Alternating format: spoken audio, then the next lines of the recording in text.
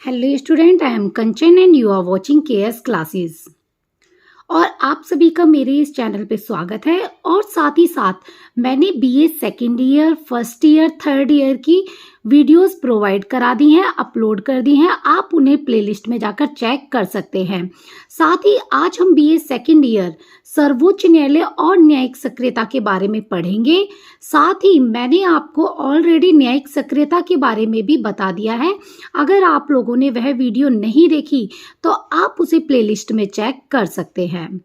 तो यहाँ पर हम बात करते हैं कि जो सर्वोच्च न्यायालय है यानी सुप्रीम कोर्ट, वह क्या है। आप सभी को पता है कि जब भी जो लोकतांत्रिक सरकारें होती हैं तो उसके अंदर विधायिका, कार्यपालिका और न्यायपालिका तीनों का ही एक विशेष महत्व है।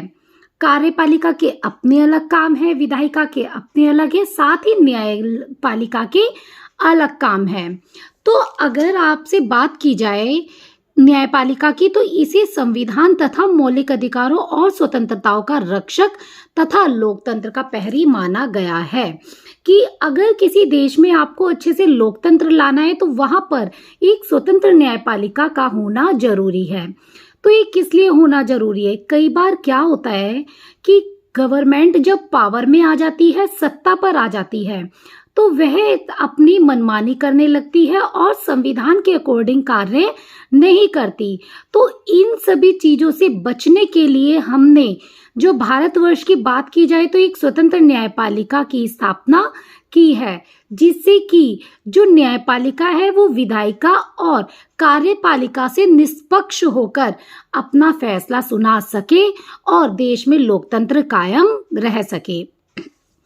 तो अगर हम बात करें संघीय शासन प्रणाली की तो इसके अंदर जो न्यायपालिका का महत्व है वो और ही बढ़ गया है। आप लोगों को मैंने ऑलरेडी संघीय शासन के बारे में भी बताया है, आप उसके बारे में वीडियो चेक कर सकते हैं। तो संघीय शासन क्या होता है? जब पूरी पावर केंद्र और राज्यों में डिवाइडेड हो जाती है। मतलब आप सभी को पता है कि केंद्र सरकार अकेले सभी राज्यों के लिए विकास के संबंधित कार्य नहीं कर सकती, और अगर सपोज करो वो जिम्मेदारी उठा भी लेती है तो हो सकता है कि सभी राज्यों में समान रूप से विकास ना हो। तो इसके लिए हमने संघीय शासन प्रक्रिया अपनाई है, जिसमें राज्यों में राज्य स्तर की सरकारें होती है जो अपने राज्यों को अच्छी तरह से चला सकती हैं, तथा साथ ही केंद्र सरकार होती है वो इन पर थोड़ा सा नियंत्रण रखती है और देश के लिए रक्षा संबंधी कानून बनाती है। तो हमारे देश में संघीय शासन प्रणाली है। लेकिन अगर हम यहाँ न्यायपालिका की बात करें, न्याय प्रणाली की बात करें तो ये एकीकृत ही है। सर्वोच्च न्यायालय राष्ट्रीय स्तर का एकमात्र न्यायालय है, जबकि अगर राज्यों की बात करें तो आपको उच्च न्यायालय और अधीनस्थ न्यायालय की देखने के लिए मिल सकते हैं। लेकिन सर्वोच्च न्यायालय हमारे भारतवर्ष में एक ही है और यह दिल्ली में स्थापित है।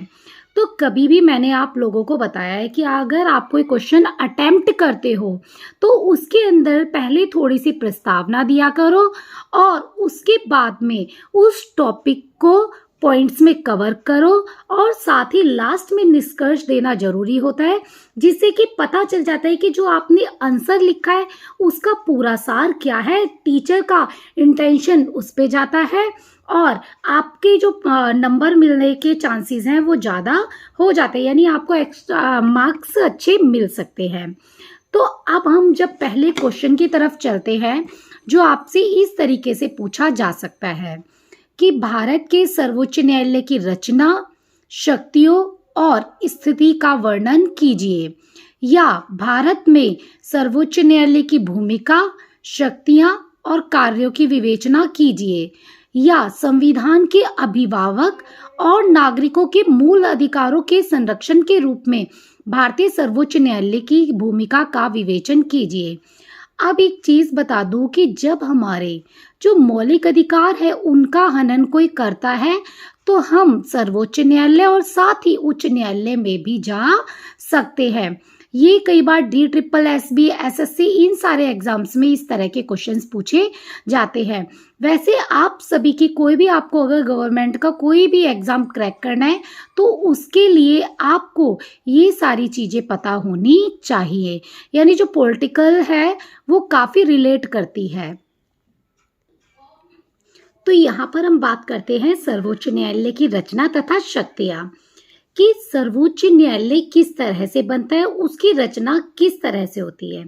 तो आप सभी को पता है कि हमारे देश में संघीय सरकार की स्थापना की गई है, इसीलिए यहाँ पर एक स्वतंत्र न्यायपालिका का होना जरूरी है।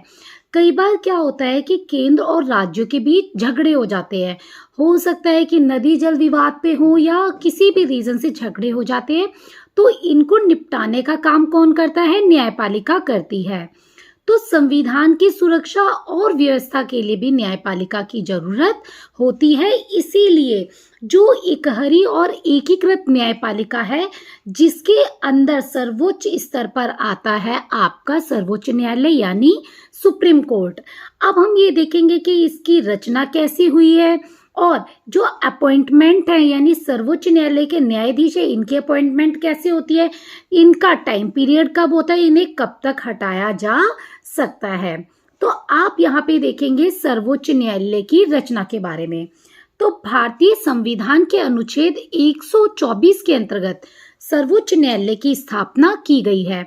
और आपको मैं एक बात क्लियर कर दूं कि अगर आप अनुच्छेदों के बारे में लिखोगे तो वो काफ़ी अच्छा है, यानी अगर हमें अनुच्छेद के बारे में याद है तो आप इसको एग्जाम के पॉइंट ऑफ व्यू से लिख सकते हैं आंसर में, जिससे कि टीचर्स का ध्यान बहुत अच्छे से जाएगा और आपके नंबर अच्छे आ सकते हैं।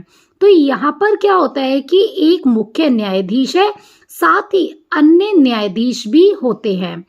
तो यहाँ पर क्या होता है कि टाइम टू टाइम जो न्यायाधीशों से संबंधित कितने न्यायाधीश होने चाहिए तो इनकी संख्या में परिवर्तन किया गया है। सर्वोच्च न्यायालय में एक मुख्य न्यायाधीश और 25 अन्य न्यायाधीश हैं, जो कि अब बढ़कर इनकी संख्या 31 हो चुकी है। और अगर हम इनकी नियुक्ति की बात करें तो संविधान के अनुच्छेद 124 ने सर्वोच्च न्यायालय में मुख्य न्यायाधीशों और अन्य न्यायाधीशों की नियुक्ति का आधार राष्ट्रपति को दिया है, यानी राष्ट्रपति इन्हें नियुक्त करेगा। लेकिन न्यायाधीशों की नियुक्ति करते समय राष्ट्रपति अपनी इच्छानुसार सर्वोच्च न्यायालय और उच्च न्यायालय के कुछ न्यायाधीशों से भी परामर्श ले सकता है। लेकिन मुख्य न्यायाधीश की नियुक्ति के अतिरिक्त अन्य न्यायाधीशों की नियुक्ति के मामले में राष्ट्रपति सर्वोच्च न्यायालय के मुख्य न्यायाधीश से अवश्य परामर्श करेगा। यानी आप सभी को पता है कि मुख्य न्यायाधीश की नियुक्ति किस आधार पर होती है, यानी आप देखोगे कि सुप्रीम कोर्ट में जो भी वरिष्ठ यानी ज्यादा एज वाले जो जज होते हैं उन तीनों में से एक को सर्वोच्च न्यायालय का न्यायाधीश नियुक्त किया जाता है। लेकिन इस परंपरा को 1973 और 1977 में तोड़ा गया था और उस टाइम इंदिरा गांधी की सरकार थी।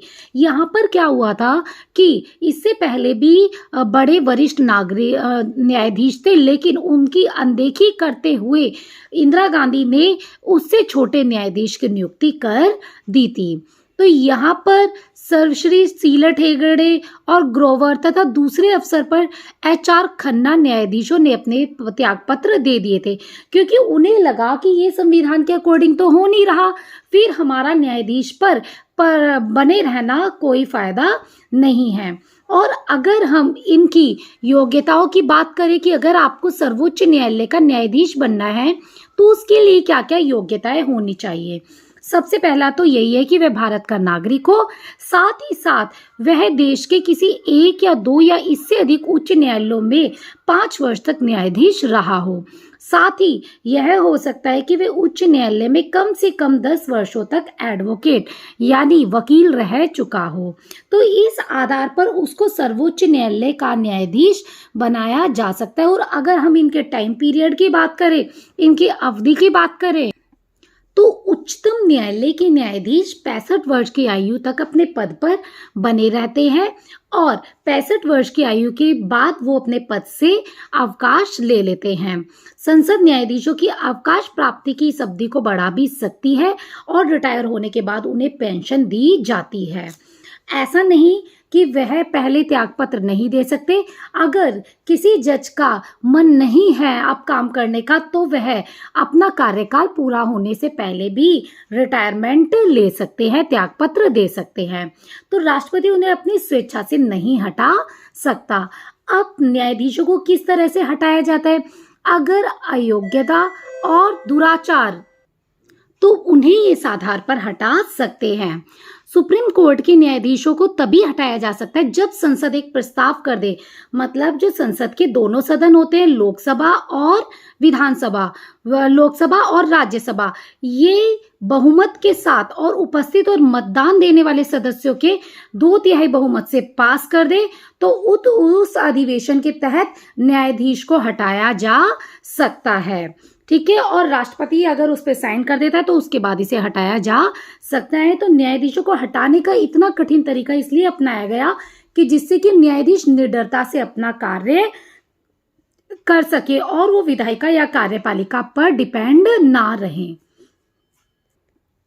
सेवानिवृत्त होने पर वकालत पर प्रतिबंध। अब क्या होता है कि जो सर्वोच्च न्यायालय के न्यायाधीश हैं, अगर वो रिटायर हो जाते हैं तो वो वकालत नहीं कर सकते, और क्योंकि वकालत करते समय अपने सहयोगी न्यायाधीशों को प्रभावित ना करें। इसका मतलब यह हुआ कि रिटायर न्यायाधीशों से कोई कार्य नहीं लिया जा सकता, जैसे उनकी किसी आयोग में नियुक्ति की जा सकती है या उनको राजदूत बनाकर भेजा जा सकता है।